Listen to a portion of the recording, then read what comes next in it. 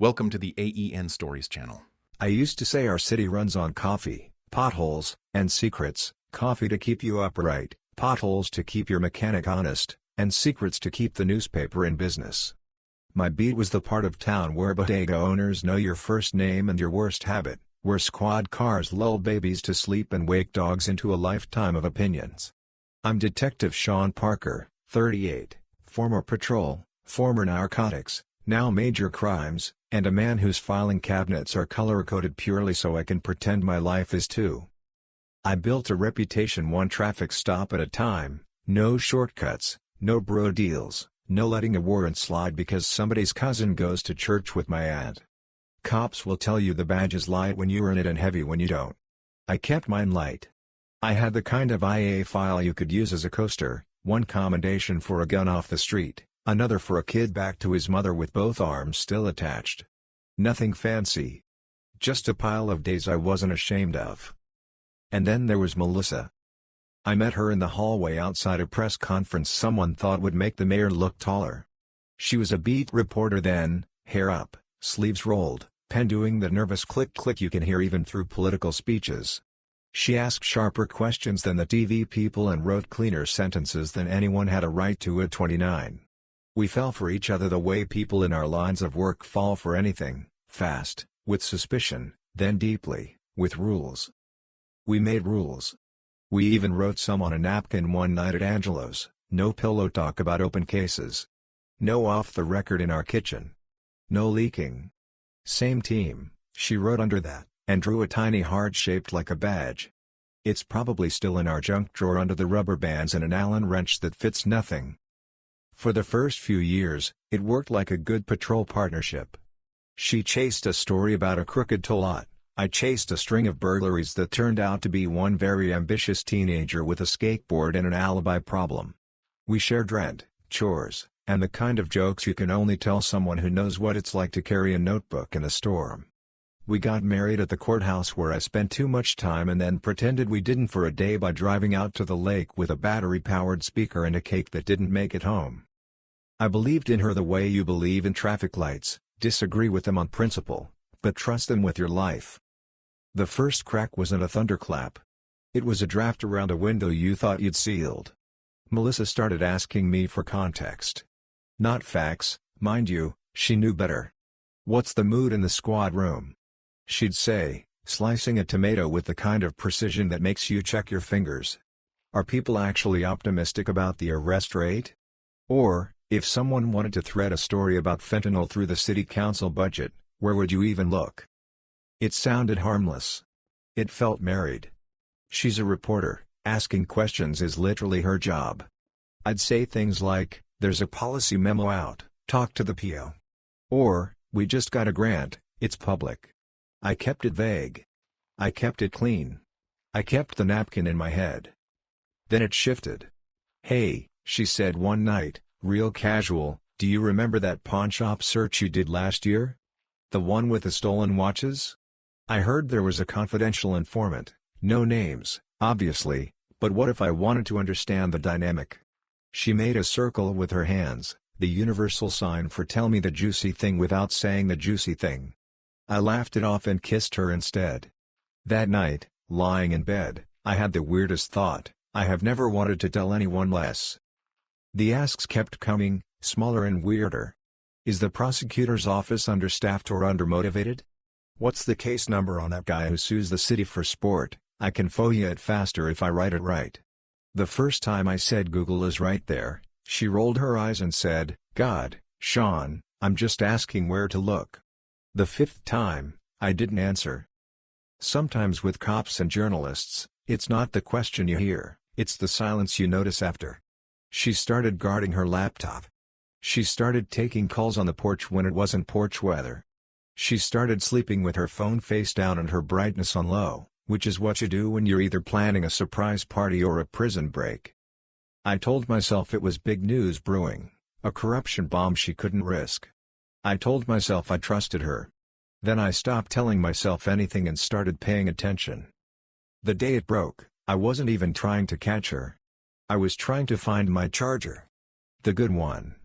The fat brick that makes you feel like you own time. Her laptop was on the kitchen table, closed. Mine was upstairs. I popped hers open to borrow the USB-C. The screen flickered to the login, and then, God bless auto login, it didn't.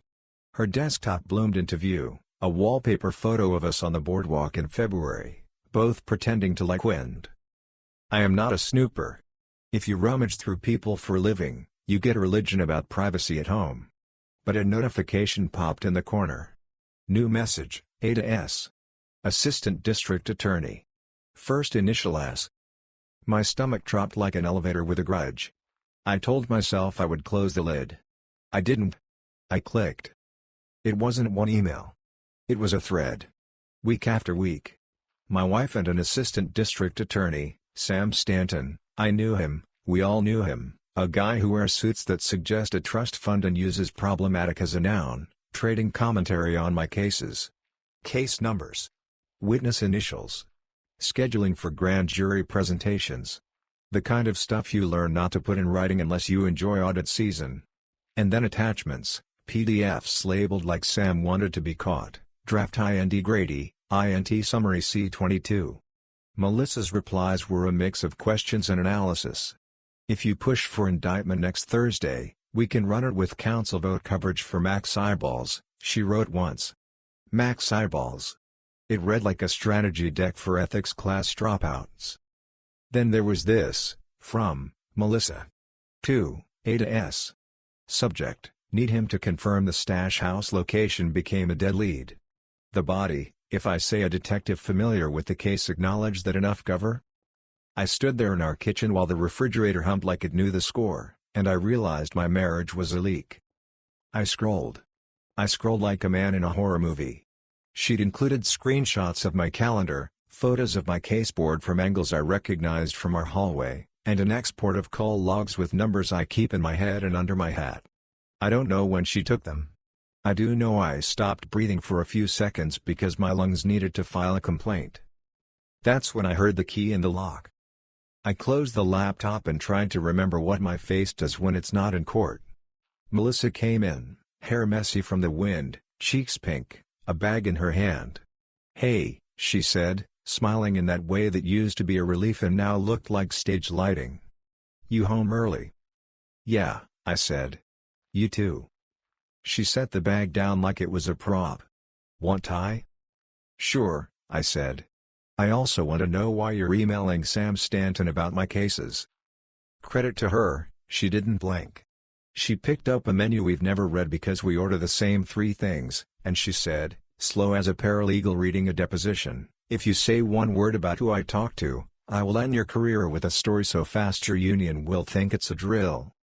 There are threats, and then there's the precise one someone builds for you by measuring your weak points. She knew the map.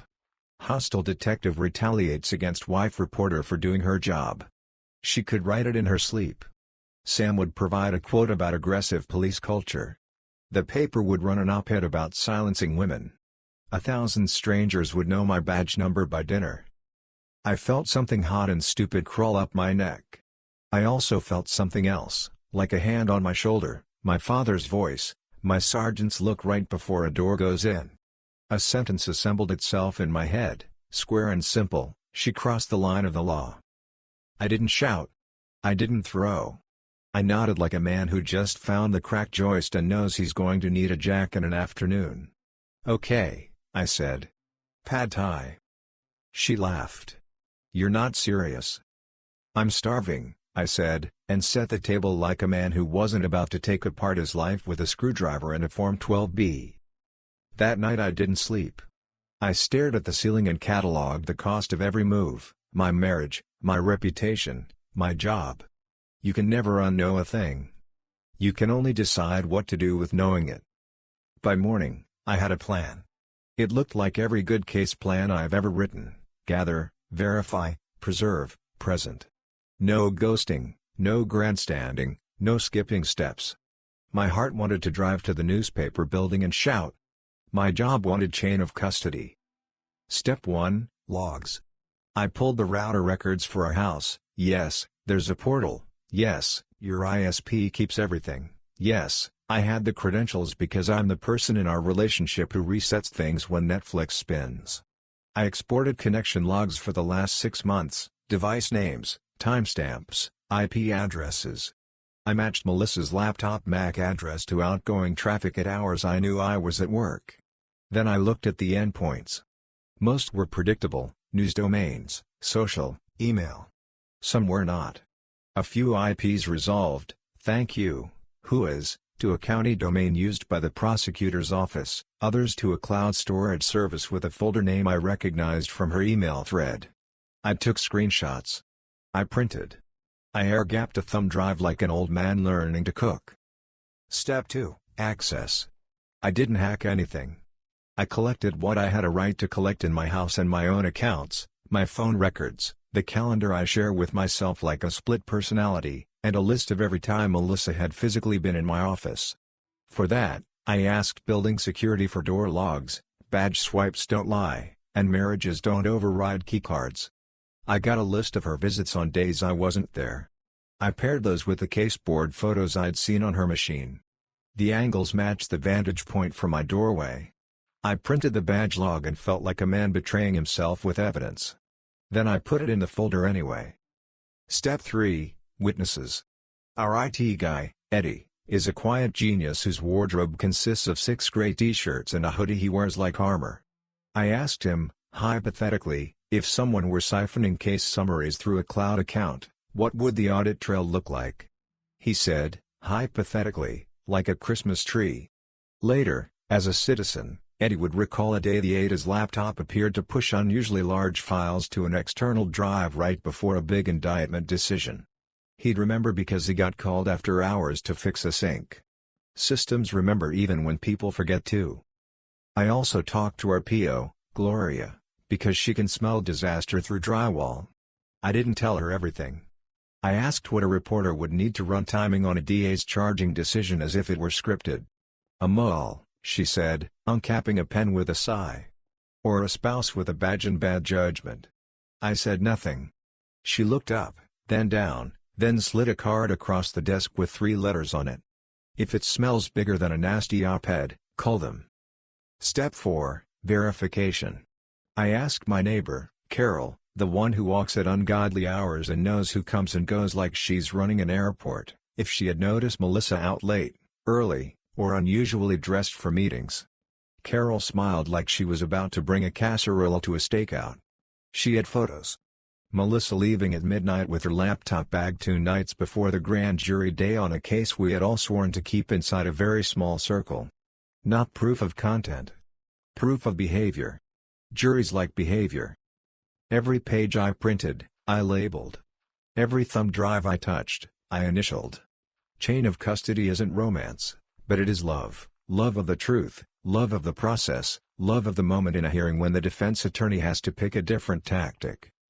Melissa noticed me moving through the house like a man doing inventory during a flood. "You're quiet," she said. "Work?" I nodded.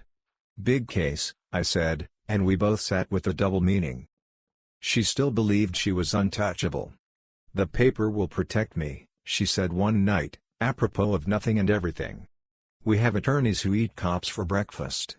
I thought of our city desk editor, a man who eats ethics memos for brunch and sues the state for records as a hobby. "They'll protect the paper," I thought. "They won't light themselves on fire for your emails." I made 2 appointments. First, my chief. He's a sturdy man with the posture of an oak tree and a laugh he uses sparingly to remind the building it's not a morgue. I walked in with a binder and a union rep. I said, "Sir, I am not here as a husband. I'm here as a detective with evidence that the integrity of our cases was compromised by an assistant district attorney and a reporter who happens to be my wife. I've preserved what I can. I need internal affairs on this, and I need you to refer it to whoever doesn't drink coffee in our break room." He looked at me long enough to make me count my heartbeats. Then he did the 2 most generous things a boss can do, he believed me and he took it away from me. "You're off anything that even stares at this," he said. "IA will handle your piece. I'll make the call to the Bureau." The second appointment was with the FBI's Public Corruption Squad. Say what you will about the feds, they love a paper trail like Baptists love potlucks.